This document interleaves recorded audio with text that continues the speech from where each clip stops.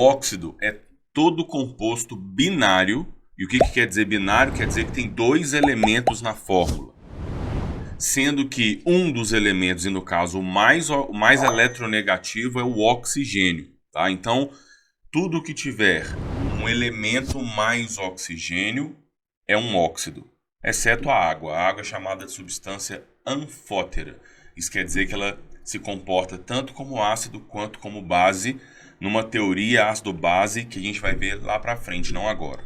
Então, existem dois grandes grupos de óxidos. Existem 4, na verdade, mas os outros dois eu só comento aqui rapidamente. Mas os mais importantes, sem dúvida, são os óxidos básicos e os óxidos ácidos. Se é um composto binário que tem oxigênio acompanhando um outro elemento, então a diferença de um óxido ácido para um óxido básico está no elemento que acompanha o oxigênio. No caso, os óxidos básicos, o elemento que acompanha o oxigênio é sempre um metal. Lembrando que o oxigênio tem o NOx -2, então o metal aqui no caso ele tem NOx sempre positivo e aquele X ali no caso é o NOx do metal, que a gente já vem falando aqui a necessidade do NOx para a gente poder saber a fórmula da substância. Então olha só alguns exemplos aí. Na2O é um óxido básico, CaO é FeO, Fe2O3. Perceba que com o ferro eu coloquei duas fórmulas diferentes para óxidos, assim como lá nas bases. Você vai lembrar que o ferro é um metal de transição, como ele tem dois NOx positivos possíveis, então com ele a gente podia fazer duas bases possíveis e, obviamente, dois óxidos básicos possíveis também. Tá? Então, assim como a gente falou em ácidos, bases e sais, eu também te falo em óxido. É importante a gente saber identificar. Viu que tem dois elementos, um deles é o oxigênio, é um óxido. Se quem acompanha o oxigênio é um metal, então é um óxido básico. E se quem acompanha o oxigênio for um ametal, aí a gente chama de óxido ácido ou anidrido. Lembrando que como o oxigênio, no caso dos dois elementos, do óxido, é o mais eletronegativo, o ametal aqui também tem NOx positivo, como lá nos oxiácidos. Então, a gente tem também diversos óxidos ácidos ou anidridos. Por exemplo, os principais, tá? CO2, SO2 e SO3. Perceba que a diferença está no elemento que acompanha o oxigênio. Nós também temos os óxidos neutros e os óxidos anfóteros, tá? Um óxido anfótero é um óxido que pode se comportar como ácido ou como base. Depende do meio onde ele se encontra. Aí é o Al2O3 e o ZNO, óxido de alumínio e óxido de zinco. Zinco e alumínio são metais, mas não formam óxidos básicos. E nós temos também os óxidos neutros, que não tem característica nem ácida e nem básica, que são o CO, NO e N2O, tá? Óxidos, o monóxido de carbono e esses dois óxidos com o nitrogênio. Mas isso é algo assim conceitual e teórico. A gente não costuma trabalhar muito com eles, a não ser ter que saber que o neutro é que não tem caráter ácido nem básico e o anfótero é que pode apresentar os dois caráteres. Mas o importante aqui é a gente entender os conceitos de óxido ácido e básico. E óbvio, eles recebem essa classificação não é à toa. Daqui a pouco nós vamos ver o porquê. Falando também rapidamente sobre a nomenclatura dos óxidos, não perdendo muito tempo, assim como a gente fez nas outras funções. A nomenclatura de óxidos básicos é igualzinha à de bases. A gente só troca a palavra hidróxido pela palavra óxido. Então, por exemplo, esse Na2O, a gente chama ele de óxido de sódio.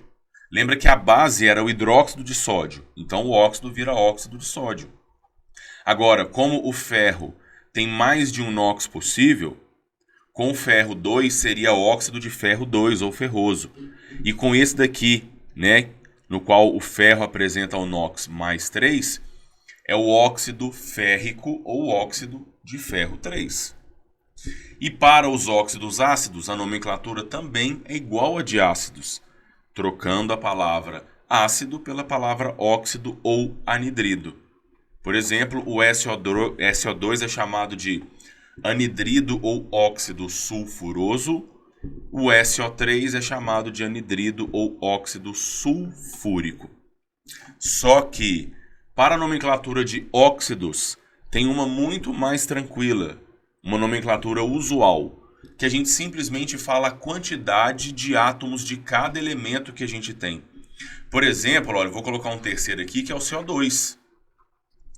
O CO2 a gente chama ele, né, no senso comum, de gás carbônico, mas ele é um óxido.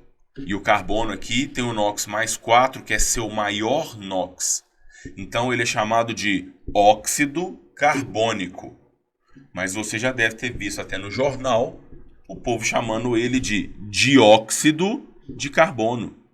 Esta é a nomenclatura usual dos óxidos. É a gente falar a quantidade de átomos de cada elemento. Por que dióxido de carbono? Porque tem 2 oxigênios e 1 carbono. Podia falar também, menos comum, mas dióxido de monocarbono, para falar que só tem 1 carbono. O SO3 pode ser chamado de trióxido de enxofre. Esse Fe2O3 pode ser chamado também de trióxido de ferro. De ferro porque tem 2 ferros na fórmula, Fe2O3. Essa é a nomenclatura mais comum que a gente costuma ver para óxidos. Como a gente disse no início, os óxidos são classificados como bases, óxidos básicos ou óxidos ácidos não é à toa. A nomenclatura deles parece com a de bases e com a de ácidos não é à toa. Os óxidos básicos, eles apresentam propriedades básicas. Os óxidos ácidos apresentam propriedades ácidas. E a mais importante delas é a capacidade de reagir. Então, um óxido básico ele pode fazer, às vezes, de uma base numa reação química.